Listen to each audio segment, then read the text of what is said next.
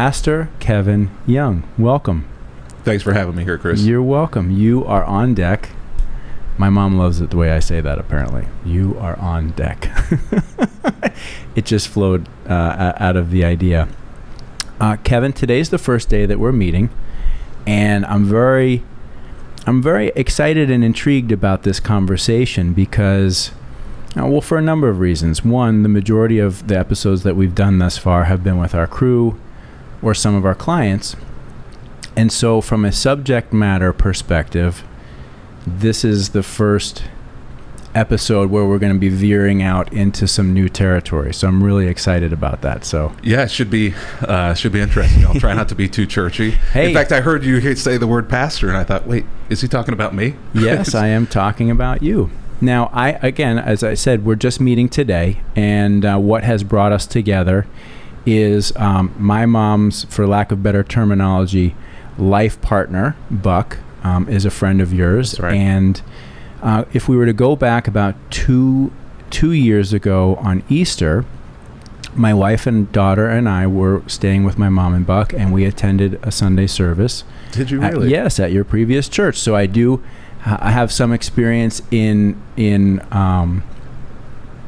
your area of expertise and have been able to witness you doing what you do. And now I know that you are creating, for lack of better terminology, your own ministry. Is that correct? Yeah, absolutely. We're doing something quite different than I was probably doing 2 years ago that you experienced. Tell me why don't you tell us a little bit more about what it is that you're beginning to create right now? Yeah, Chris, I kind of had this revelation over the last year or so that a lot of my frustrations with church and with Christians were things that I think were maybe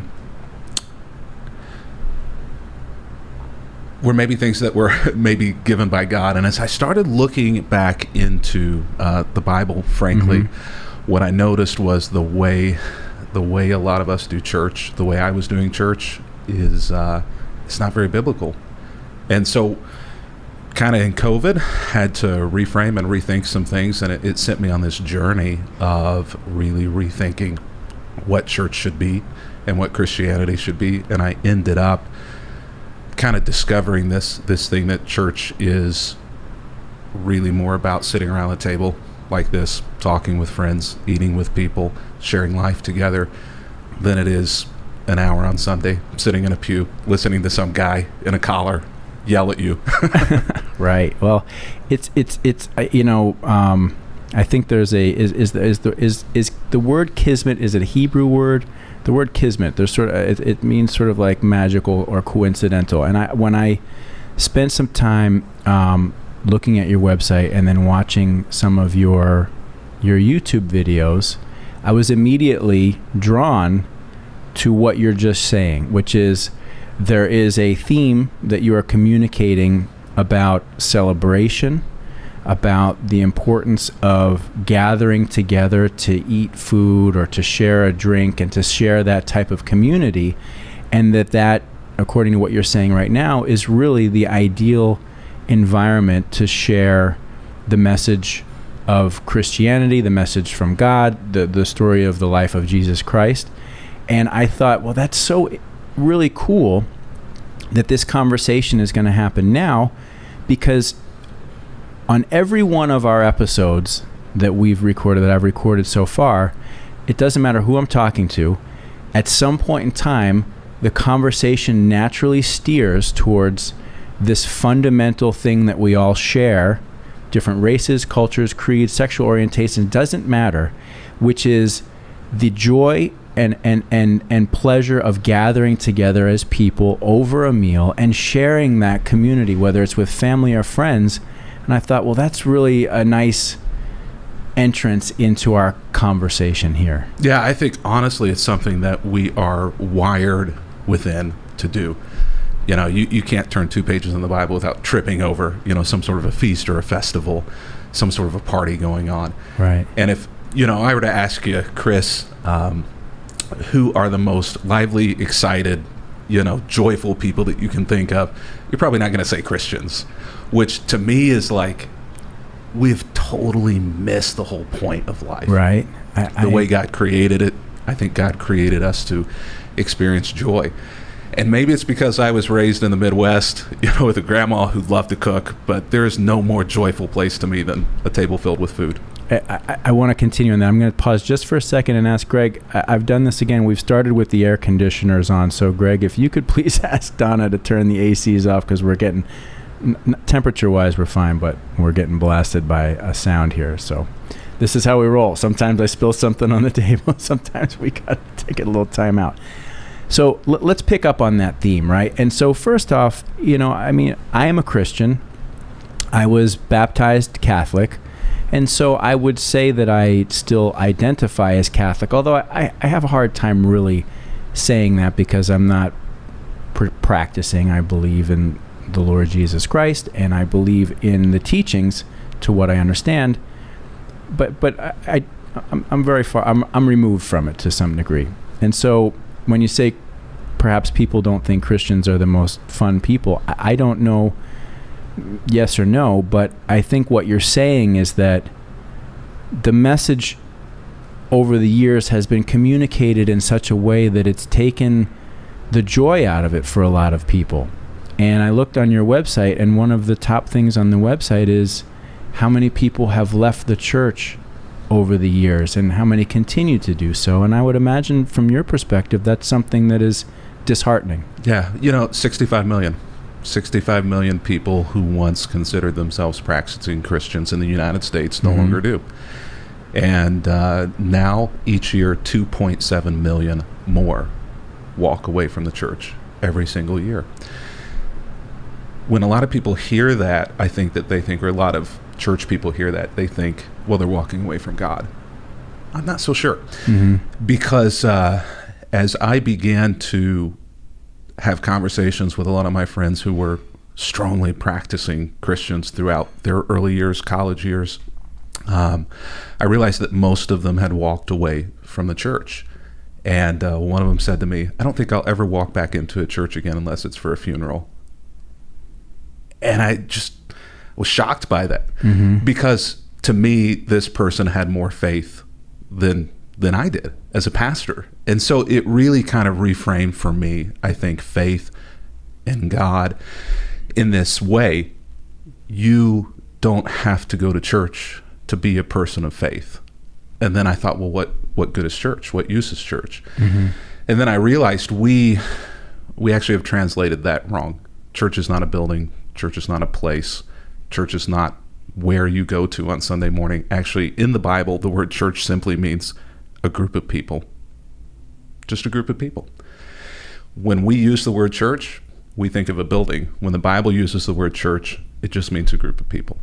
And so that's what we're trying to do, is just encourage people to find other groups of people like them and just enjoy conversations and enjoy food. So strategically, how do you make that happen, right? If there's such this preordained notion of what church is supposed to do or be, and you're breaking out of that to create something that perhaps is more appropriate or meaningful in people's lives in this day and age, how do you actually go about making that happen? Well, we're still learning. That's the first thing. There aren't a lot of models of this out there. Right. What I think, though, is really teaching people that you can do this on your own. You can learn about God on your own. You can lead your family on your own. You can create inroads in your community and conversations of faith with other people. And for me, I'm not trying to save souls. I'm not trying to win people to Jesus. I'm not trying to rack up an attendance number. I think, honestly, what God's desire for all of us is that we become fully human, that we become fully who we were designed to be. And my hope is to teach people ways in which they can accomplish that on their own, maybe with my help, maybe without. What would you say are some core fundamentals of what that means? If you're saying, what God would intend us or desire us to be as human beings, what do you look at as the cornerstones of what that means? I think people of love, people of peace, people of joy, and people of hope. Important messages, particularly in this time right now. And I think most people understand that fundamentally, right? That love is so powerful, and joy is so powerful, and peace is so meaningful. And I this is such an open-ended question that we could go on for days about, but what breaks that down in the human experience? What starts to take that away that we constantly, because I'm going through this myself right now, sort of a rediscovery of certain aspects of my life where I'm saying it's so easy to fall away from what seems to be so simple in humanity. I wish I had the silver bullet. Right. I'll tell you though, for me, one of the things that really happens is I get out of balance in life. I start chasing things that are good, but maybe not things that are best. My margins become thinner in life. When my margins become thinner, I become frustrated. I get angry with my kids a lot more often. I'm not as happy or as joyful as I feel like I should be. I'll start chasing work, putting in way too much hours, way too much of my time and energy into those things, and other things fall through the cracks. Baseball games with my kids fall through the cracks. Spending time on weekends with family rather than at work fall through the cracks. Family dinners fall through the cracks. And so for me, a lot of times what distracts us and destroys us are not things that are bad, right, but maybe things that need to be in more moderation. Well, and I would guess that your work and your devotion to the work and learning and sharing the word, if you will, with multiple people or whoever you can, that's a meaningful and passionate pursuit for you, right? It is, but I can still spend too much time doing that. Yeah, I mean, I too little time with my family, or or connecting with other people, right? So even something really positive can be something that detracts from the balance and the harmony of your life. Yeah, that happens a lot. God can become a drug, or religion can be a drug, and it can inoculate you against the real world around you, and you get out of balance. We were talking a little bit as I was showing you around the agency before we got started. And so you gave me a little insight, but I'm curious, at what point in your life did this desire or awakening or whatever you would call it inside of yourself happen, where you said, this is something that is meaningful to me and I want to dedicate my life to? Chris, I always knew I wanted to help others. I always knew I wanted to do something important and do something meaningful with my life. I think as far as, I think pastoring is what we were talking about, sure, if I remember correctly. Never wanted really to be a senior pastor.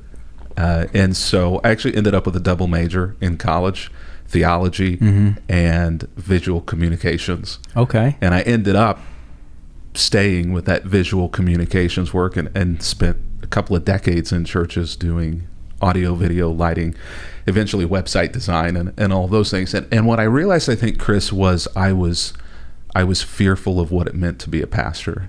And so I had all this love for technology, but I was using it to help people. But this whole ministry thing, being a leader, being up in front of people, I didn't feel like I was cut out for it. I didn't feel like God could use me. So I had this real self-image issue about myself. And I woke up one day and I just kind of realized I think I'm running from what God has wired me to do and called me to do and gifted me to do. And it's funny. Jesus, they say, was crucified at the age of 32 or 33, and that's exactly whenever I made that change to 32, 33, and I kind of joke and say Jesus got the cross and I got the pastorate of a church, right? And I'm not sure which was more painful. Interesting. It was it was awful. It was awful because all of these people who many times we're supposed to be better people for being godly people, right? We're just like everybody else in the world. They had the same issues, the same problems, the same anger, the same ability to just cut you down for having done nothing. And sometimes those people were even worse. And I'm like, I'm a pastor, I can fix this. And so I spent a few years trying to fix people and realized that doesn't work either. Mm-hmm. And at that point, you're just like, okay, God, it's yours. I'm just going to do what you've called me to do and just trust you with everything else. And that worked for a while until I started becoming a little disillusioned with the process of church. And that kind of led up to where we began, where kind of walked away from the institutional church and said, I think there's a better way Mm-hmm. to help people, and I think that there's a more biblical way to help people. And so, yeah. If I may, I want to just back up just for a second, just to get a little clarification on your process or your pathway.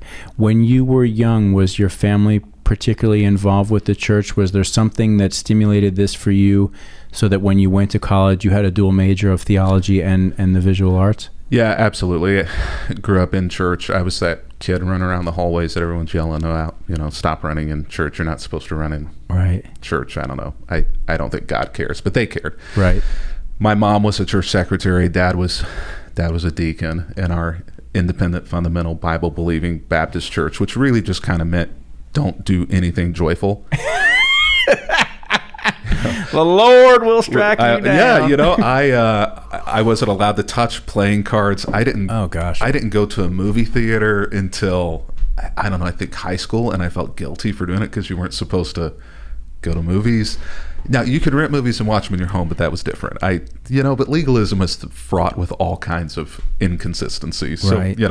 Don't need to talk about the inconsistencies. But yeah, I was raised in that kind of home, but over the years I saw mom working in church. I saw part of the reason I didn't want to be a pastor is because I saw behind the scenes what pastors endure. Mm-hmm. I didn't want that. It was too painful. I wanted to run away from that. What did you see them enduring that seemed so negative to you or fearful?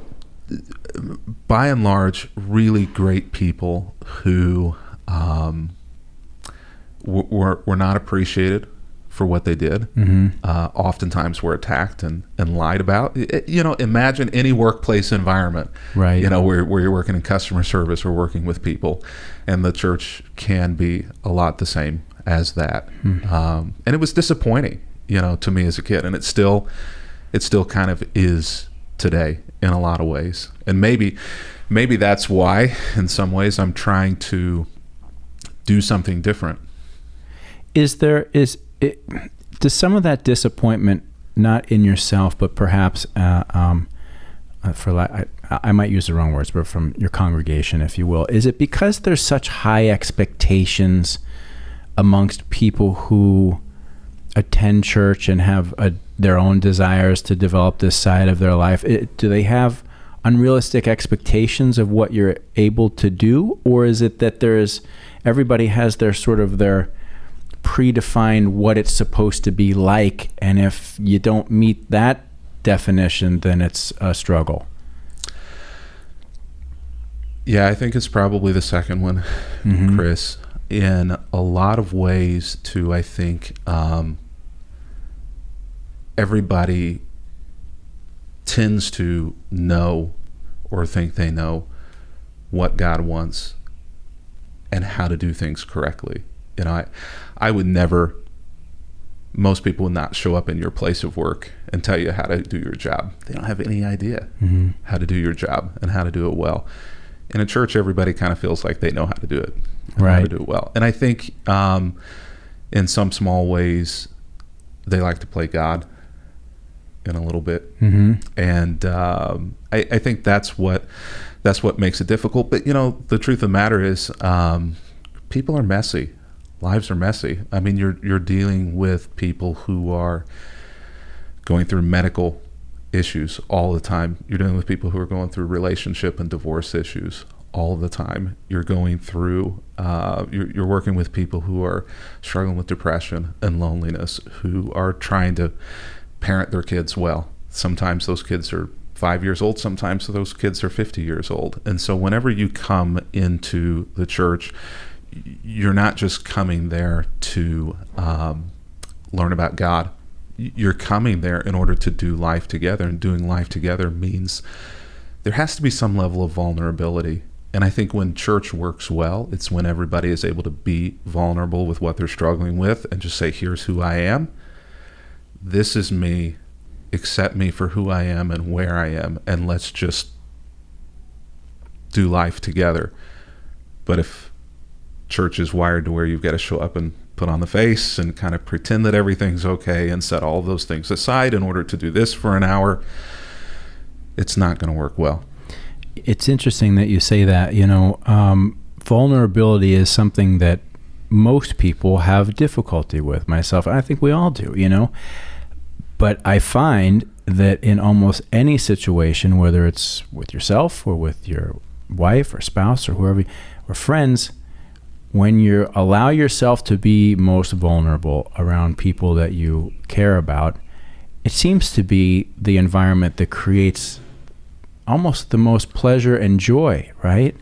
Because so many people do have uncountable struggles that they might be going through, or problems or issues or whatever, or just day-to-day life. And yes, we all feel that we need to kind of put on this front and, and behave a certain way. And then as you do that, you start sort of defining everything around you by this image that you're projecting. And then you find yourself in an environment where the very nature of what it is that would be ideal to share in Christianity or any religion, which is the fundamental experience of being together and discussing what it means to be alive and what are these unanswered questions that we seek the knowledge for. That happens best when everybody's got their guard down and their mind open, right? And their heart. Yeah, you've hit on, I think, Chris, something that's super important. I mean, I wish, honestly, I had a piece of paper here because I'd be taking notes about it. Well, the good thing is we're recording all of it. I'll watch it back later. It's really tough to be vulnerable. Two things I thought of when you were talking. It's really tough to be vulnerable whenever somebody's telling you that you were created wrong. Sin. A lot of people struggle with God or with church or with vulnerability because they don't feel like they can be themselves in church because they're going to be told that they're broken. Mm-hmm. And so who would want to be a part of anything where they show up and they can't be who they are or they can't be vulnerable because they're going to be told they're broken or they're sinful or they need to change. The other thing that I was thinking was, you mentioned for a moment the Catholic Church, and so much I think about vulnerability has to come from the top. If you don't have a pastor or don't have a church or a leader who is modeling and being vulnerable and transparent themselves, if they're not being who they are, brokenness, problems at home and all, no one else is going to who's around them. And this is one of the things about the Catholic Church that has caused a lot of people a lot of frustration over the years is there's no vulnerability. It's just you're a part of the process or you're not, or you can be gone. And Pope Francis has totally revolutionized in a lot of ways people's view of the Catholic Church because he's a guy who, for whatever reason, just exudes vulnerability and an ability to just kind of say this is wrong or this is not okay or even just I'm struggling with this. To have a pope who's willing to say that gives me a lot of hope.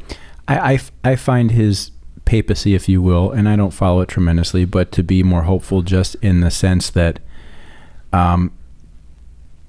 he came representing, he was a Jesuit, right? Is that correct? And so he came from perhaps a different methodology or thought process, certainly much more humble. And, but the Catholic Church, it is a global institution, right? And it is like any other gigantic corporations with its power plays and politics, and this is the way it's done, and we don't do it that way. And I can't imagine how frustrating it must be for him at times to try and figure out how do you lead this organization with so much history that, quite frankly, there's that debate, like, should they change or do you just stay the course? But to your point on your website, people are leaving, and not just the Catholic Church, people are leaving church, and I think people are leaving church because this rigid notion that believing in God or worshiping has to follow this rule set, or as you said, which I still find just mind-boggling, this whole thing, if you do something, you're a sinner, you're wrong, you're broken. I am no expert on this, but it certainly seems to me that if the message of the teaching of Jesus Christ is to be of love and understanding and compassion for one another, we're all experiencing that from the top to the bottom. Yeah. As you said, you saw the very top, and you saw the same issues, the same problems, top to bottom, because we're all human beings struggling with what it means to be human and deal with these challenges. Yeah. The people who Jesus said were broken, sinful, and needed to change were the religious people. Right. It wasn't everybody else. Whenever he leveled those criticisms, it was at the religious people. So what happens? What happens in this cycle of anybody who enters into, let's call it a life of devotion to God, regardless of the religion? You start off as a young person with sort of maybe a wide-eyed wonder and this desire, feeling that you can help spread the word and hopefully impact other people in a positive way. Where does it, what happens? What starts to go wrong that 20, 30, 40, 50 years down the road, and this isn't of everybody, but where a lot become very hardened and it's rules and structure and something that makes people go, I don't feel connected to this anymore. Yeah, I think it's our natural inclination, the older that we get, to become more jaded, to become more self-centered, I think, just living in the world and doing life has that effect, on everybody. It beats you up. You can't help living in this world without getting a few wounds and bruises on you as you go through it. Maybe those wounds and bruises are from a supervisor who's just a jerk. Maybe it's from a spouse or somebody who just doesn't treat you in loving ways. Those things add up over the years. And I think that this is the real message of Christ, and the real message of the Bible is you can still have hope. You can still be a loving, caring person. You can still surmount everything that you have endured, but you're probably not going to be able to do it alone. You're going to need help doing that. And I think that help is always God. At least that's the way I understand scriptures. That help may be from God coming and speaking to you directly, like in this miraculous supernatural experience. Now, I don't think I've ever experienced that. Most of the time for me, God's help and God's love and God's peace and God's hope has come through other people. And a lot of times that has been people in the church. Sometimes the people in the church have been the ones inflicting the bruises and the wounds. I don't think those are God's people. It's interesting that you said that, because I think a lot of people, when they hear someone such as yourself saying that the help comes from God, right?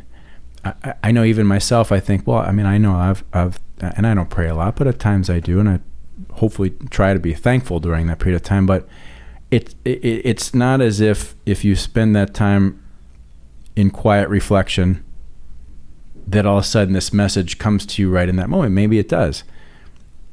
But as you said, it tends to come through other people, right? Like you might ask for help, or you might need help at a particular time in your life. And if you pay attention, that it does show up in other areas. So are you saying that is sort of God working through other people to provide what people need? That's what I believe. That really is what I believe. I call it God sightings or the fingerprints of God. And it is a perspective shift for a lot of us to, rather than look for the problems, to look for the hope, to look for the joy, to look for the places where people have given something to us unexpected, out of nowhere. To me, those things are gifts from God. directly or indirectly. And I think, whenever I think of church and the reason why I'm so passionate about seeing that it happens around tables. And for 300 years, Chris, 300 years, church happened in homes around tables with food. It wasn't until like 400 years later, after the Bible was written, that they started building cathedrals and putting in pews. This was the way it was designed. And I think that the reason for that is because I have never been more blessed or felt like there was more sacred space in my life than sitting around the table sharing a drink with brothers from college, with sitting around the table with my grandparents sharing a home-cooked meal, with going out to eat with friends who were in town, who I hadn't been in connection with for a long time. Those, to me, are the most holy and sacred moments ever. And so I think that this is, in a way, what I'm hoping to recreate, and I think what God wants to give to people is that kind of environment, and not doing it to try to win people to Jesus. But I think what happens whenever you bring this synergy of people together, life happens, and people become more hopeful, people feel more loved, people experience more joy, and there's more peace. To me, those are the signs and the marks of God. It's I couldn't agree with you more. This notion of gathering together is so valuable. So many people, they have their own experiences, they're carrying their own pain or whatever, but the community of coming together in an environment, particularly amongst people who are friends or who care about each other, and sharing a meal and laughing and talking, it's so healthy, right? It's just so good for people. And you look around the world. My wife is from Russia. She's Tatar, which is they are ethnic Turkic peoples who came under the rule of the Mongolian Empire. My wife's family is Muslim, and they grew up in Russia. When I go to Russia and spend time with them, it's the same thing, right? It's getting the family together, preparing food, and how much that means to put the effort in to do that together. And everywhere we travel together in Russia, small villages and stuff, it's the same experience. Not the same experience, but and I've talked to everybody here. And I have a guy whose family's from Turkey. Brad, his family is Italian. Everybody has their version of that, and everybody loves it. They value that so much. Not here in time America. Together. Well, and that's the strange thing. We've talked about that here too, and it's just we've become so darn sped up and under stress and pressure. So the things that helped make this country great was this entrepreneurial spirit, the drive, the determination, the work, making things happen, the American dream. So so many people invested so much in that, but then so much has been lost as a result of that just crazy devotion to either success or becoming something that, yes, that family element is just over the last 50 years just. Yeah. And I think, Chris, there's no better time than right now to regain that. And I think a lot of people have. COVID has done a reset for a lot of people. It's given a lot of people a choice. I think there's more job changes happening now. Even in the pastorate, there are more people changing jobs now than ever before. But a lot of the marketplaces in the United States are experiencing that. People are reorienting their lives. They found out what it was like to be at home and to spend more time with their kids and to be able to take breaks from things and not be so devoted to the American dream, which is building something great, but then losing your family and losing yourself potentially in the process of doing that. So I think there's a lot of hope out there, and a lot of people have already begun to do that. And I hope that will continue, that we won't just go back to the way things were. I mean, obviously we gotta get back to work. We've got to have some semblance of normalcy come back. But I hope there's a new normal. I hope so too. Do you think that if individual or family participation in the church experience is diminishing over time, is that also a hand-in-hand contributor, do you think, in some cases, to the diminishment of the family unit? Do you feel that in addition to, as a family, spending time together, but was the stronger connection to faith a meaningful part of that whole experience? It's a good question. I'm not sure. I do think that there is something to be said for the family unit being central to who we are, I think, as Americans, and maybe we've lost sight of that. And I think for Christianity as well, the family unit is central as well. And I think the church in a lot of ways has lost sight of that too. The cool thing is, I think that the church can learn a lot from the world around it, in that the church has held on to a singular definition of family unit for a long time. And I think that's been a little counterproductive for the church. And so I think the church is slowly waking up and learning that family can look different in different places. And so I think, in some ways the church is behind and learning from the world. But I think we are all learning together the importance of family, or the importance of a community around you. Maybe a better way to say that today. As a dad, my community around me is my wife and my 4 kids most of the time. For many of us, that community around us may be our neighbors, maybe our friends, maybe our roommates, our college buddies. But I think for different people it looks different, but you need to have a support group. Fundamentally, what you're saying is similar between this concept of church and even what it means to be family, that there's for decades, hundreds of years, been these sort of strict definitions of what that means. And that's grown so rigid that people are blowing out of the system, right? Because they don't feel like they fit or belong or this style of communication doesn't work for them anymore. And with you, I would say hopefully that doesn't mean that they are losing faith in whatever they find meaningful in the concept of a higher power or a spiritual journey or whatever that might be. But what you're doing with your direction now and what you're saying is families is recognizing that there's a new way coming into people's lives, and that in order to be able to improve the quality of families or be able to continue to communicate this message, it has to be done in a way that's fresh and modern and feels joyous for people to participate in. Absolutely. I wanted to, as you were talking, I wanted to hit the table and shout bingo. But I also didn't want to terrify you. That's exactly right. I'm finding more of God in people outside the church sometimes than I'm finding inside the church. And to me, that's life-giving. The problem is that so many of these people feel like it's mutually exclusive. I have to be a part of a church, and that's where God happens. But outside of a church institution or building, I can't experience God or faith, or I'm not in alignment spiritually in life. And I look at those people and I say, actually, I think you're in more spiritual alignment than a lot of people I see here. And so I'm just drawn to helping those people who don't feel like they fit understand it may be that you don't fit in this current United States expression of the church. That doesn't mean that you don't fit with God. It's interesting to listen to this. In a way, it sounds as if you're you're starting anew, right? Like this is a new chapter. My wife has called me a revolutionary, or my counselor, I think, actually called me a revolutionary.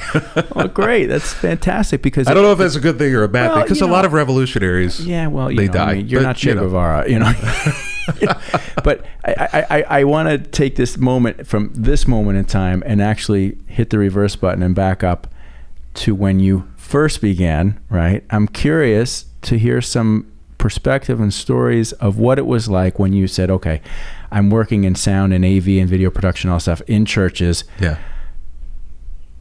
I've resisted this for whatever reason for a long time, but now I feel the calling to become a pastor, and you make the steps to do that.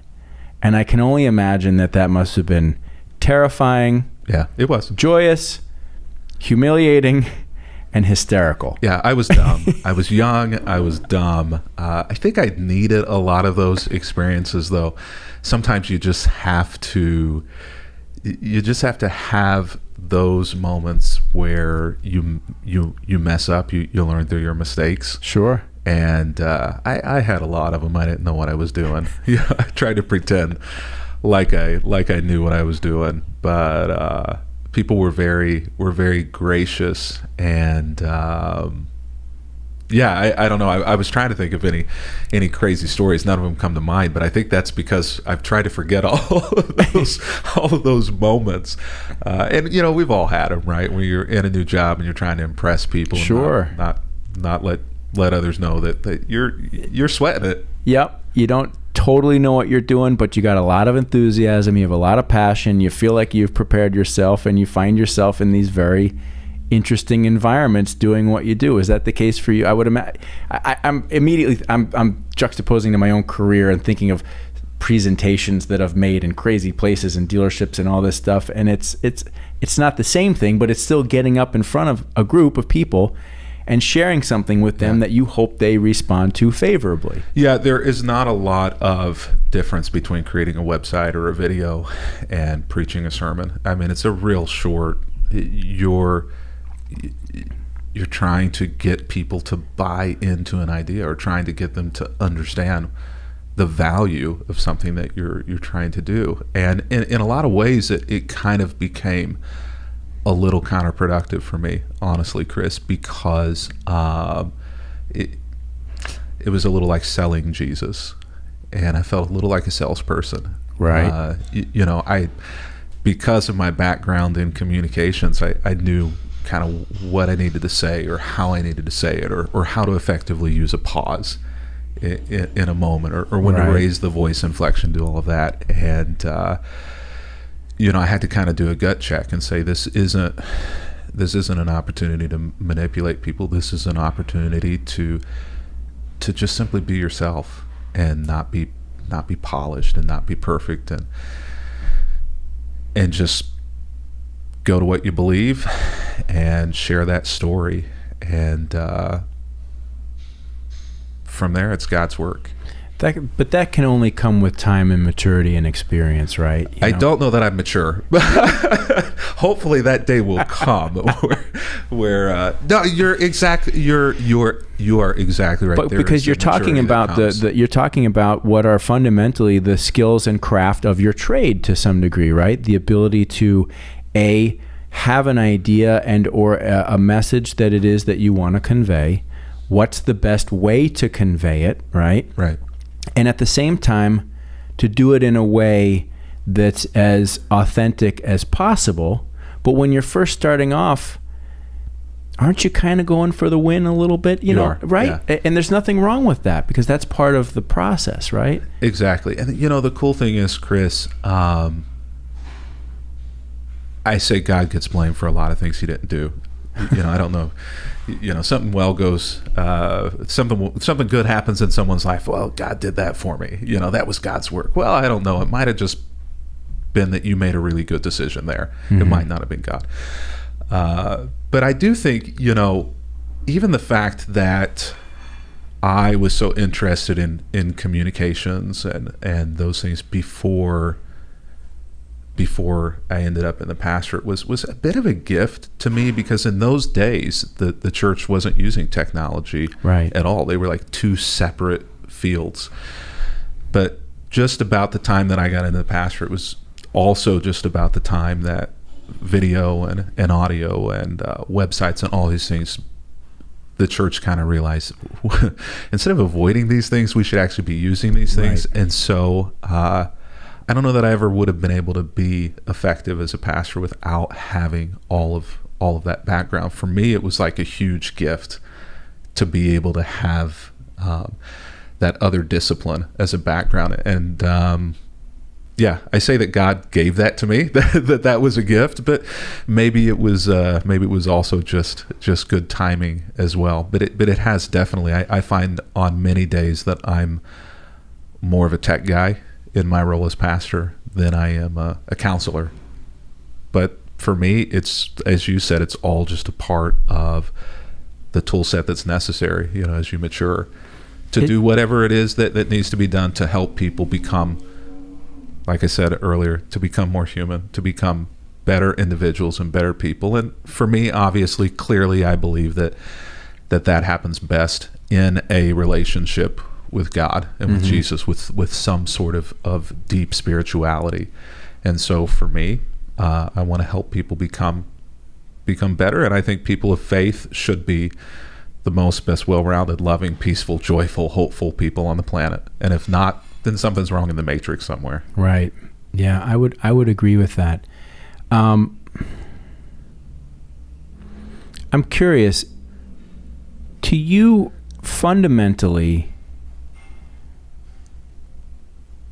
if you were to distill down the teachings of Jesus Christ, like what is, if there was a short, if you had your elevator speech, right, on why Jesus is such a fundamental figure, what is that? Like what? I know it's obvious, but I'm curious to hear it from your perspective.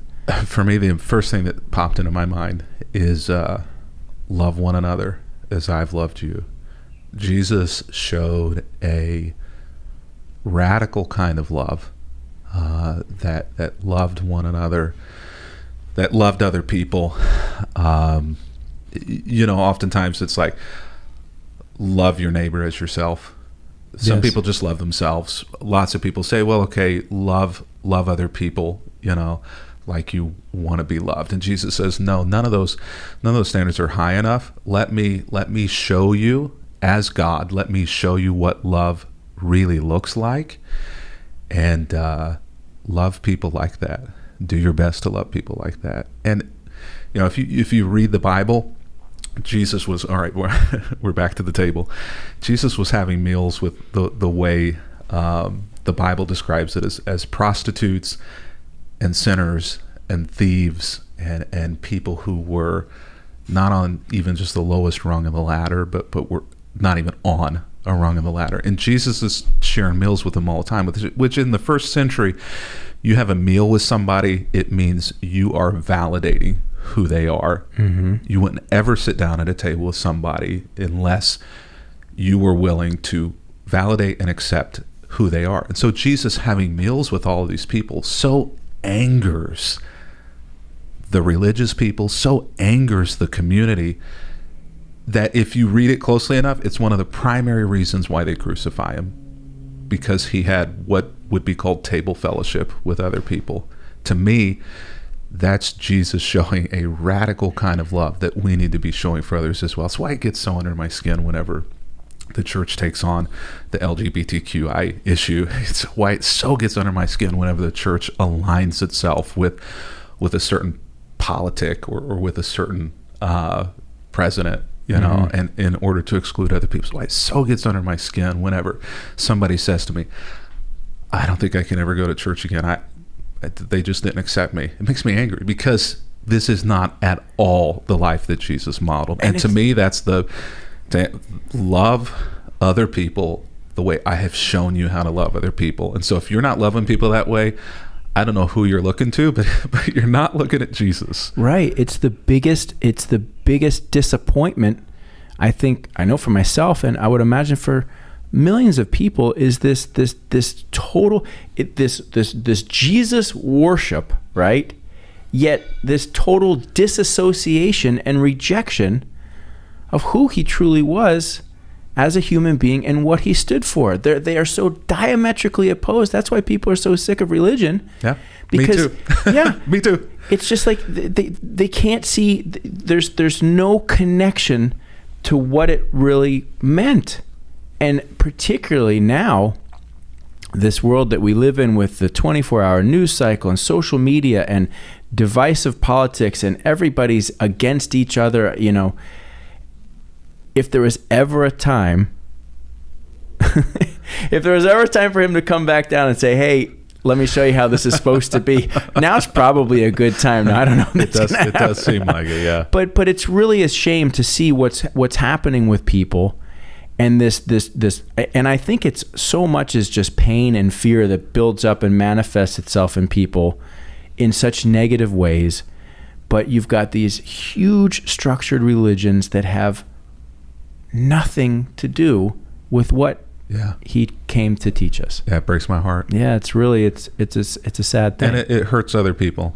And to me, that makes God angry whenever he is used, as you said, whenever Jesus is used to cause other people harm and hurt. It's so total 180 degrees.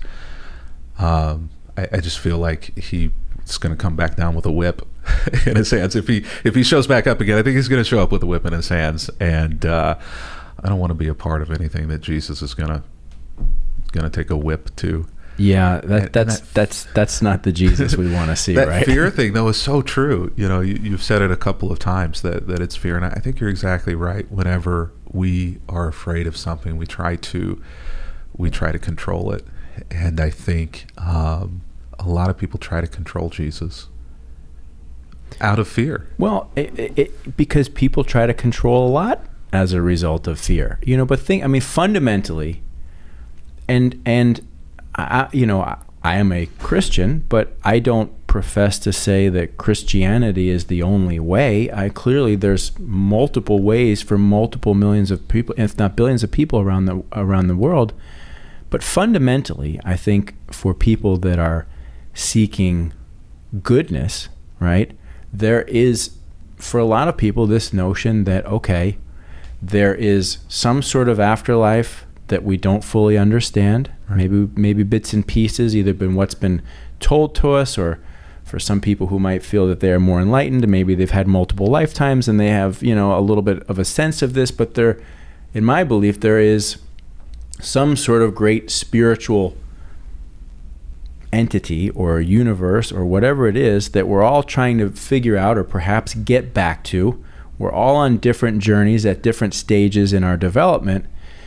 And nobody really knows for sure, except for what has been told through us, handed down over the generations through historical text, through biblical text, through the Quran. And I'm not going to say any of this right because I don't know enough. Or through prophets, whatever it is given us glimpses into this. And then we as mortal humans have somehow said, okay, well, that means this, and this means that, and that means this. And then through our own fear and not really knowing what happens, then it's like so many people construct these systems that's all we can do because we don't know any better. You're exactly right, man. In biblical scholarship, that's called certainty, and there's a lot of ongoing argument lately about certainty. What can you be certain of? What can you not be certain of? And it's real divisive. But I think you've made a great point, is that there really, at the end of the day, isn't a lot that we can be certain about. There are a few things, but most of the things we try to be certain about when it comes to religion, like the afterlife, as you said, I've not been there. I don't know. I know what I think it's going to be, but I can't be certain of that. And I think in some ways, a lot of what we have in the Bible is really trying to convince us, don't be so sure about everything. But the one thing you can be sure about is that God is in control of the whole world. God loves you, and it's going to be okay. And it's going to be a little easier if you'll just follow my example and follow me. That's all the certainty I need. Everything else, who cares? Right. Who cares? Who cares what the afterlife is? I'll know when I get there. That's right. That's right. It's like, worrying about something that you have absolutely zero control over. What's the point, right? Yeah, well, a lot of us do it. Yeah, that's for sure. I'm curious, as a father myself, I have 2 young children. You have 4 children.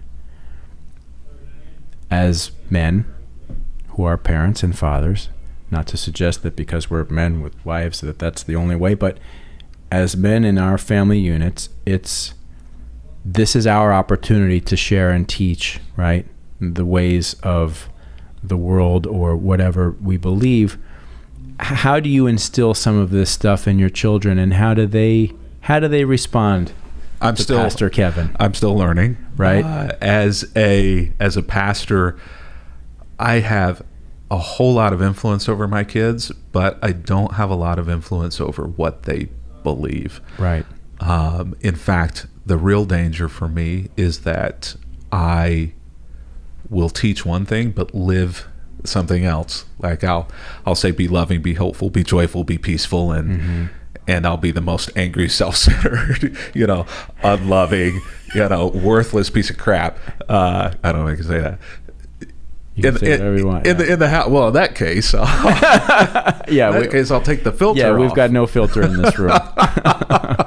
My wife says you never want them unfiltered, and so the real danger is actually that I'm going to be maybe a counterproductive influence on my kids. And so one of the things I try to do is just try to be transparent in who I am, and when I struggle or when I fail, own up to it. That's not easy for me. I don't know if it's just because of the way I'm wired or just because I'm a man. And sometimes men struggle with that. But saying I'm sorry is super difficult sometimes for me, especially to a 5-year-old.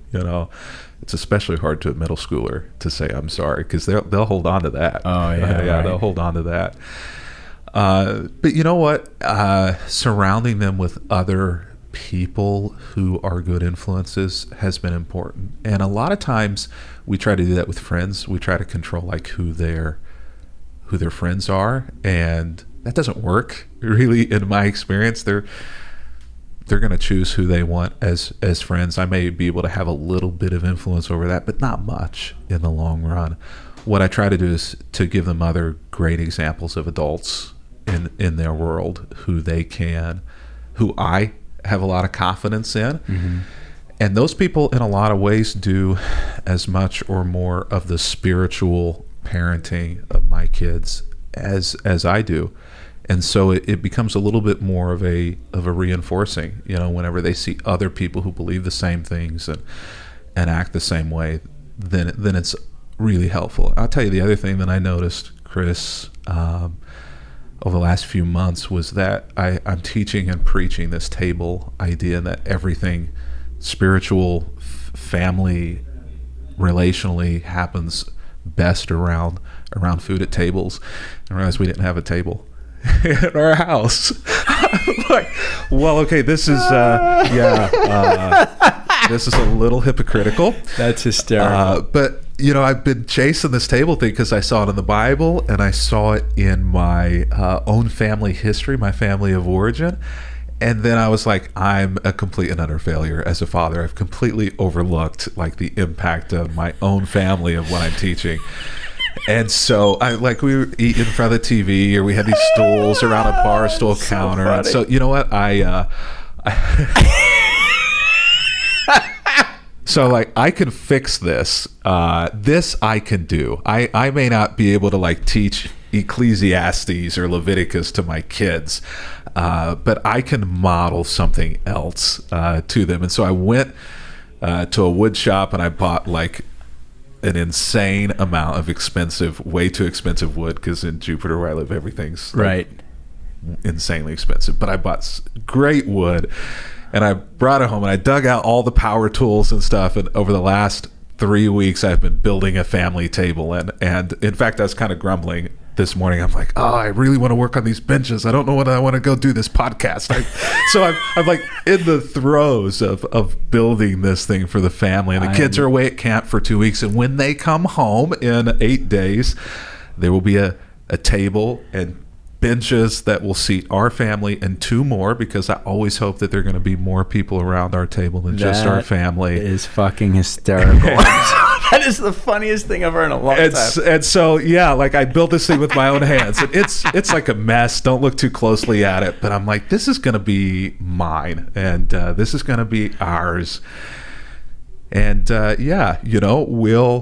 it conjures an image of somebody in your family saying, "Okay, Pastor Kevin, I hear you talking about this table. Where's our table? Where's our?" Oh, didn't think about that. That's the kind of stuff that just happens when you get so involved with what you're doing. Exactly. That sometimes you can overlook something that is blatantly obvious, right? And hysterical. It's so funny. Yeah, so we've got a new table. My wife's like, you should build these things for people. Nope, just one. I've only got one in me. That's great.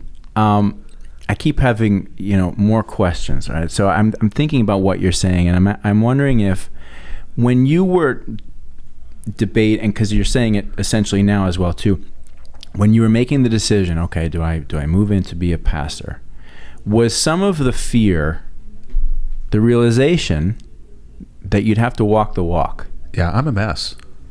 I am. I'm not perfect. People want their spiritual leaders.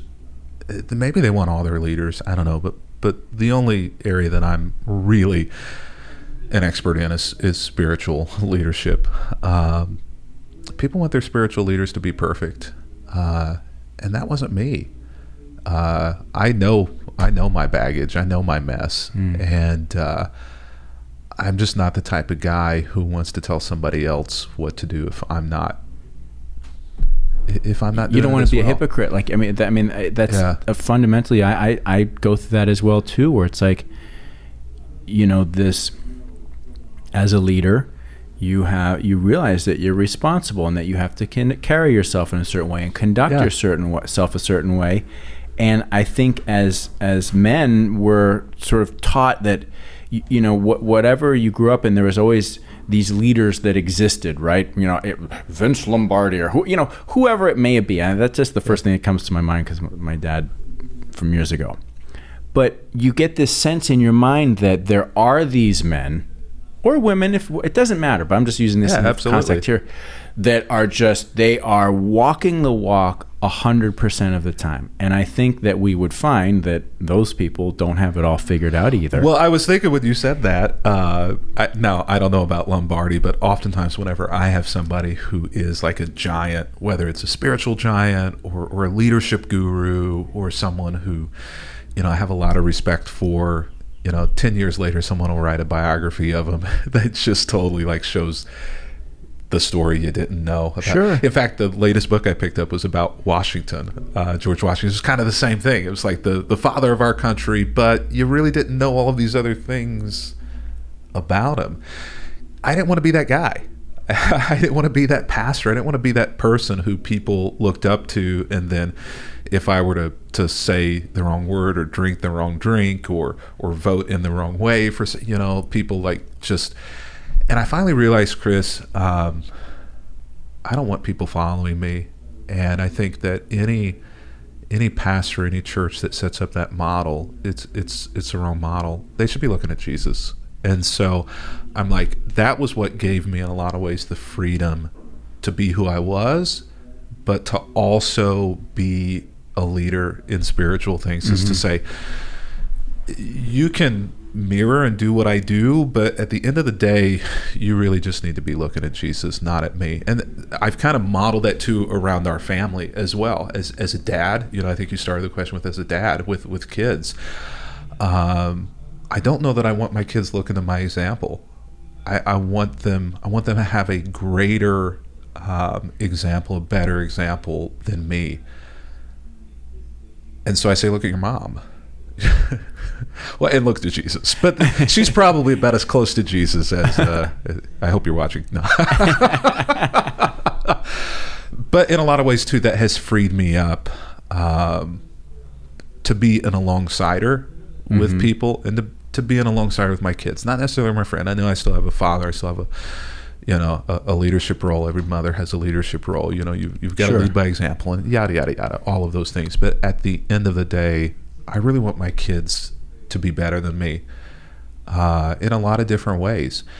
And it's a real eye-opening moment whenever you realize they're never going to be better than you are. They're never going to be better than I am if I'm their primary example. And so I've got to find other people and point them to Jesus too. And the same plays both in the family and in the church. Church people are only going to be as good as I am. I can only take them as far as I've gone. But if they're looking and following somebody else, then run. You go further than me. That's a powerful statement, as a father, to suggest, hey, I want to be a positive influence and I want to help guide you, but I may not, and I probably am not the ideal role model for you. I am just one of perhaps many teachers that will be here to help guide you along. Well, and if I'm on this pedestal, at some point I'm going to trip and fall off of that thing. And if they're only looking at me, that's going to have a real detrimental effect on them. And so, I mean, I've got to own it with them. You know, I've got to be a good example, I think, and teach them. But at the end of the day, I don't want to be their God. Right. You know, I don't want to be the thing that they look to and hang all of their hopes and dreams and example on. Well, and that's tough for a child to be in the position of looking to somebody, you know. I mean, to some degree, I did that with my dad. My dad forged a path that I realized that in an attempt to get my own closeness with him, I followed into. And I'm at this stage in my life, I'm realizing that, okay, that only can take me so far, right? The next phase has to be me taking that and going further with it. And so that can take a child a long time to process through. So it's interesting that you're communicating that now. I thought of one additional thing, going back to this concept of looking to leaders and thinking that they've got it all worked out. For literally billions of people through history, not all of the inhabitants of the planet Earth, but many, Jesus Christ has been portrayed perhaps as the ultimate walk the walk person. Yeah. Is it safe to say that even Jesus maybe wasn't Jesus all the time? Well, and if so, that's a really good question. I think, it would probably be theologically dangerous for me to say Jesus wasn't perfect. But I will say there is no record in the Bible of anything that he did between the ages of 12 and 30 or so. So I don't know what happened in all of those years that wasn't recorded, but I'll just say I'm also thankful that social media wasn't around during my adolescence, and there's not this whole history of everything that I went through in growing up and maturing. And, I think that there's this whole part of the record of Jesus that isn't there either. Why it's not there, I don't know. Well, I mean, number one, yes, it's probably a good thing that there were no documentarians following him around at the time. And, as the story tells, as the, ordained Son of God. It's a lot of pressure. Sure.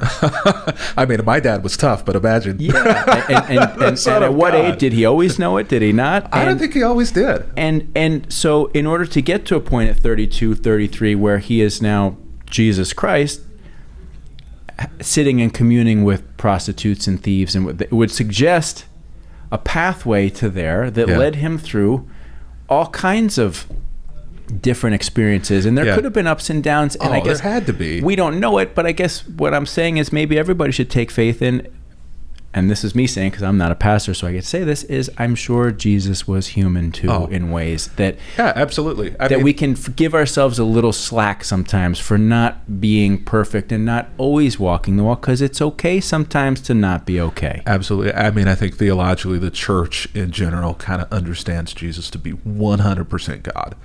But then there's also 100% human. It's not like 50-50. Like he was half God, he was half human. No, he was fully God, but he was also 100% fully human. The Bible actually spells out he was tempted, he struggled, he faced all of the same things that any normal man would face. To me, that gives me great comfort.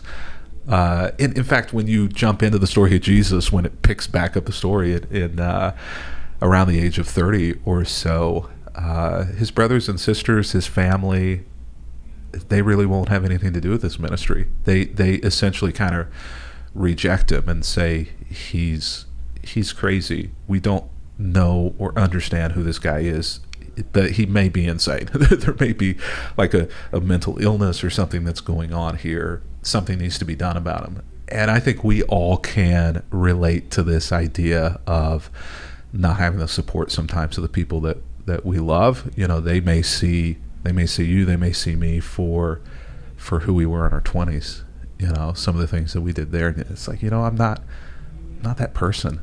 anymore. You know, I'm different. I wish that you could see me for who I am today and what I'm doing now, and that you could let that stuff go. We all face that. Jesus did too. I think that's a really great place to pause our conversation, because I, A, have thoroughly enjoyed this, and B, hope that we'll have many more in the times to come, because I've enjoyed this greatly. Kevin, it's been a pleasure to have you here. Thanks for having me on, Chris. And what I would like to say now would be if there's anything that you'd like to share with the audience in terms of how they can find you, how any one of us can help you on this journey. It's plug time, if you will. Yeah, it's real simple. Our website is Christ Table, Christ plural with an S, so ChristTable.today. It's a great URL. I love it. The .today is awesome. .today. Yeah, that was my middle schooler's idea. I was running through a whole bunch of stuff with her. She's like, "That's the one." I'm like, "That's crazy. It has to be .com." She's like, "Dad, you're so 1990s." I'm like, I don't think that was a good thing. And so yeah, it's ChristTable.today, and part of that I think is great because it puts the table at central place, and then today, you know, it's all about this moment and capturing the moment. And so yeah, you can find out a little bit more about me and about us and who we are and what we're doing and where we're going there. Great. Well, I hope and encourage that everybody that's listening and watching does take some time out of their day to visit your website and check you out, because I think you're a real special guy with a special mission that you're on, and if there's anything that I can do or we can do to be helpful, we're here. Thanks, Chris. Appreciate it. Thank you, Kevin. I enjoyed it. Cheers. At the table. The table's so long, I always say at some point in time we might have to get a shorter table.